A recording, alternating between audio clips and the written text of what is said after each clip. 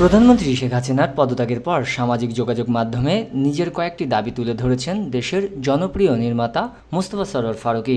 সোমবার রাতে সামাজিক যোগাযোগ মাধ্যম ফেসবুকে দেওয়া এক স্ট্যাটাসে ৬টি আবেদন তুলে ধরেছেন তিনি, যেখানে সরকার পদত্যাগের পর রাষ্ট্রের সংস্করণ কিভাবে হবে সেসব বিষয়ে কথা বলেছেন এই নির্মাতা। কয়েকটা কথা নিয়ে বিনীত এই নিবেদন শিরোনামে ফারুকী স্ট্যাটাসে লিখেছেন, এক, প্রিয় সেনা প্রধান, আপনার বাহিনীর প্রথম কাজ হলো অ্যান্ড অর্ডার ইমপ্রুভ করা, আর আমাদের সবার কাজ এখানে সেনাবাহিনীকে সহযোগিতা করা। আমরা জানি শেখ হাসিনা সরকার পুলিশ বাহিনীকে এত বাজেভাবে ব্যবহার করেছে যে বাহিনীটা মানুষের আস্থার সংকটে আছে, যার খেসারত দিতে হচ্ছে এই বিশৃঙ্খলা দিয়ে। কিন্তু সেনাবাহিনীকে এই জায়গায় বাড়তি দায়িত্ব নিতে হবে। আমি এটাও বুঝি মানুষের ক্ষোভ থেকে মানুষ অনেক কিছু করেছে, কিন্তু সময় এসেছে এটা থামানোর।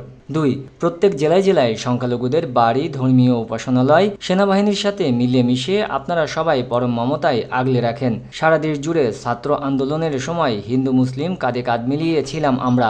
এখন কারা এই অপকর্ম করছে? এখন বহু পক্ষ গুটি চালাচালি করতে পারে, বহু এজেন্সি সক্রিয়। এ সময় আমাদের দায়িত্ব সতর্ক থাকা, যাতে কেউ আমাদের বিজয়কে বিষাদে পরিণত করতে না পারে। ছাত্রছাত্রী ভাই বোনেরা এবং বিএনপি সহ সব রাজনৈতিক দল ভাগ করে পাহাড় দিলেই কেউ সুযোগ নিতে পারবে না। মনে রাখতে হবে বাইরের দুনিয়ায় আমাদের ইমেজ যেন খারাপ না হয়। ৩, আমাদের যে ভাই বোনেরা শহীদ হয়েছে তাদের জাতীয় বীর ঘোষণা করে রাষ্ট্রীয় সুবিধা প্রদান করতে হবে। বিজয়ের এই ক্ষণে আমার কেবল তাদের কথাই মনে হচ্ছে, যদিও তারা কিছু পাওয়ার জন্য প্রাণ দেয়নি, কিন্তু এটাও আমাদের দায়িত্ব।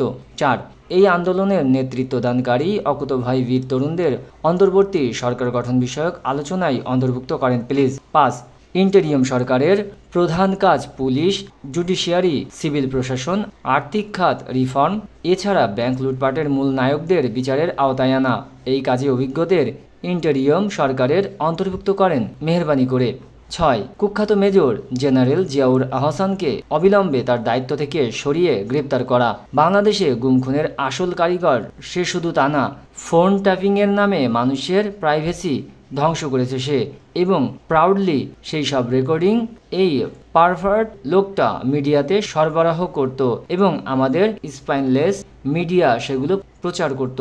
এই লোককে এখনই নিউট্রালাইজ করতে হবে। এছাড়া ডিবির হারুন সহ কুখ্যাত যারা আছে তাদের সরিয়ে দিয়ে পুলিশ বাহিনীর ওপর মানুষের আস্থা ফিরিয়ে আনার কাজ শুরু করতে হবে এখনই।